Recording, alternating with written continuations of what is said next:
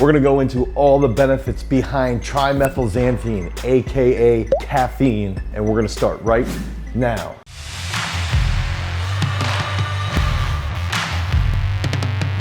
What's up everybody, it's Dane Miller from GarageStrength.com, and if this is your first time to the channel and you're interested in becoming a better strength coach, you wanna learn more about power output, explosiveness, becoming a freak athlete, make sure that you like, you subscribe, and you ring that notification bell so we can help you become a beast. So we've all been in that situation where we get to the gym and you're just a little fatigued, you have no urge to do anything. You're dead tired, you're sore, maybe you slept really poorly the night before, but you pop a little bit of Stampede, you get a pre-workout, you have a couple cups of an espresso, and all of a sudden you start to feel really wired. You start to feel a little bit higher motivation. You start to feel really strong and stimulated, and it's because of trimethylxanthine, AKA caffeine anhydrous. They sort of go hand in hand, or caffeine. And so what is caffeine? If we can think about it from that perspective of it's considered a nootropic because it can lead to tremendous amounts of mental stimulation. It can decrease pain, okay? So it can actually enhance pain tolerance. And then on top of that, it can dramatically increase power output as well as increase strength endurance. And so I would argue it is one of the most potent compounds that you can find on the entire planet, especially when we're talking about drugs that are actually legal from the perspective of the World Anti-Doping Agency and the United States Anti-Doping Agency. And so how can we go about figuring out what exactly does caffeine do? How does it interact with your brain? And so if you can think about immediately, there's adenosine, okay? So there's adenosine receptors in your body, and when you start to feel a little fatigued, when you start to feel a little bit sluggish, adenosine will fill up those receptors, and that's what's actually making you feel a little bit more fatigued. But that's where caffeine comes into play. When you drink a cup of coffee, when you drink a pre-workout that has a certain amount of caffeine in it, now all of a sudden caffeine, the trimethylxanthine, will actually block adenosine from getting into those receptors. So the trimethylxanthine will actually block the adenosine, which then forces your body to feel more awake. It forces your body to feel less sluggish. It feels more motivated and it's ready to go. And so then on top of that, it can start to trigger dopamine and its interaction with serotonin, which is going to elongate your means of power output over a long period of time. And that's something that a lot of people forget, is that when we're talking about caffeine, caffeine actually has a greater impact on strength endurance, on endurance running, on endurance cycling, on power output over a long period of time with boxers. It has a greater acute impact than it does with strength. And so a lot of distance runners have taken a tremendous advantage of caffeine, so much so that they've even used gums and things like this to try to enhance their performance. And so recently there's even been research with the Spanish boxing team where they took 8 elite boxers and they measured their counter movement jump. They've measured their power output, how quickly they got to their peak power production. They measured their wind gate test, so how long they can hold a certain level of endurance. And what ended up happening is they gave them a placebo, they put them through that workout, and then they gave them caffeine. After they gave them caffeine, they were able to see directly, okay, these are elite boxers. These are athletes that need to have a significant amount of power output. The counter movement will also show us how explosive they are after they're taking that caffeine. The wind gate test is going to show us exactly how long they can hold that power output. And then on top of it, there was also a grip dynamometer. So what ended up happening is that every single thing increased from taking caffeine. Okay, this is phenomenal. Their strength improved, their power output improved, their power output, their rate of power output dramatically increased. So they were able to put out more force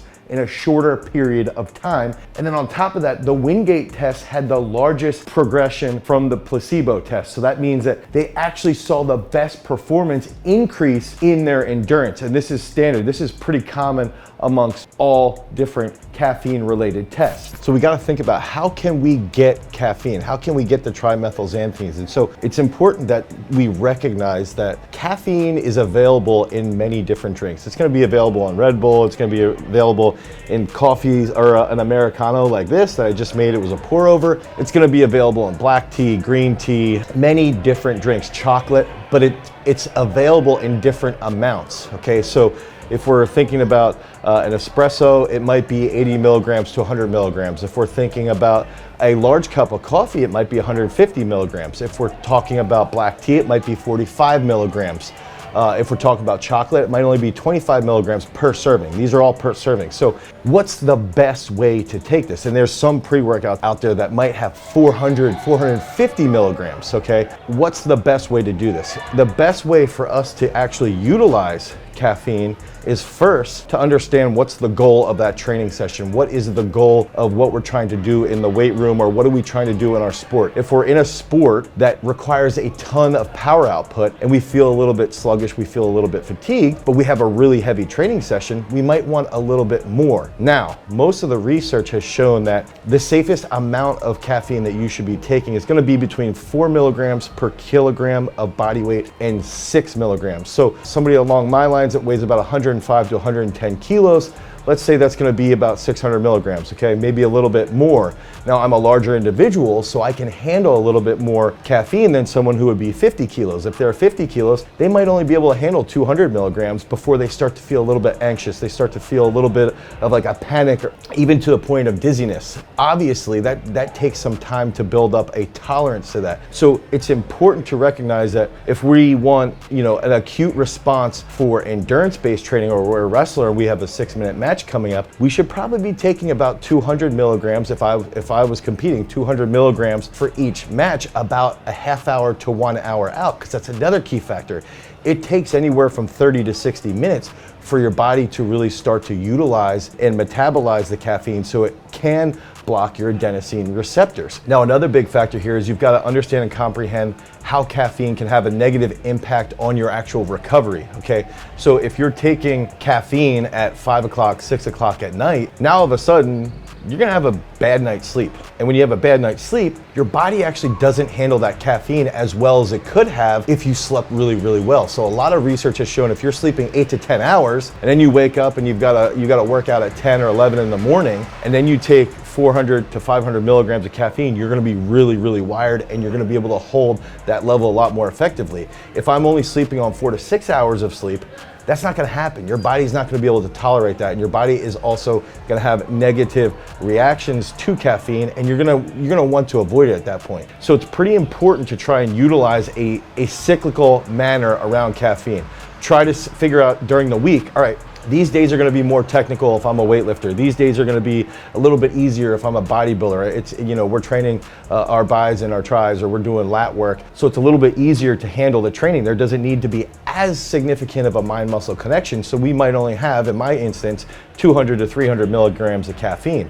Now, if I have a really big upper body day or a really big squat day that I'm trying to push serious amounts of weight over a very long periods of time because we want that strength endurance, I'm gonna make sure I'm gonna get a lot of sleep, and then on top of that, I wanna get 6 milligrams per kilo of body weight. And so if we're talking about a female Olympic weightlifter, it's gonna be the same thing. Maybe for 2 days out of the week, if they're doing technical work, they just have a cup of black tea, or they just have a couple pieces of chocolate, or maybe a quarter or a half scoop of Stampede. That's my favorite pre-workout because it utilizes caffeine along with beta alanine. So maybe they only do, a half scoop of that, and that might be 80 to 100 milligrams of caffeine. But then they make sure they get a really good night's sleep, and then that next day they're trying to go really heavy. Well, now they can have 200 to 250 milligrams of caffeine, and their power output is going to be off the charts, and all that technical work is going to be imprinted into their nervous system. So it's important that you periodize and figure out what amount of caffeine you want for that day. You've got to recognize that you shouldn't really be having caffeine after about 2:30 in the afternoon, 3 o'clock in the afternoon, because it can have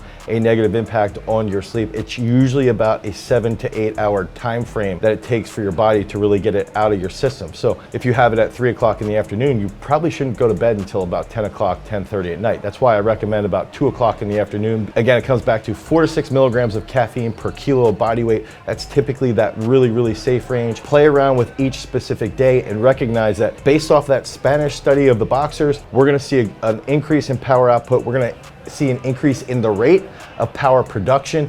But most importantly, most of the research has shown us that caffeine has a greater impact on strength endurance. So if you're a wrestler or you're a distance runner or you're playing in a football game, you can time your caffeine consumption based off of when you're gonna need that extra burst of energy later on in a match or in a game, whatever it might be. A lot of people have that misconception that it doesn't actually help endurance-based training, and it absolutely does. So I recommend finding a really good pre-workout, utilizing coffee, understanding the different amounts of caffeine that you're gonna get from a black coffee to an Americano to espressos, to red eyes, which is coffee with espressos in it. So know what does what and when you're gonna have those specific drinks on specific days of training, and that is how you can optimize your sports performance. If you want help with nutrition-based training and you're struggling to figure out how to periodize all of your food, all of your nutrition, click on the link down below. You can head over to garagestrength.com and you can pick up our high performance nutrition template to help you get on those big time gains. If you want more information about supplements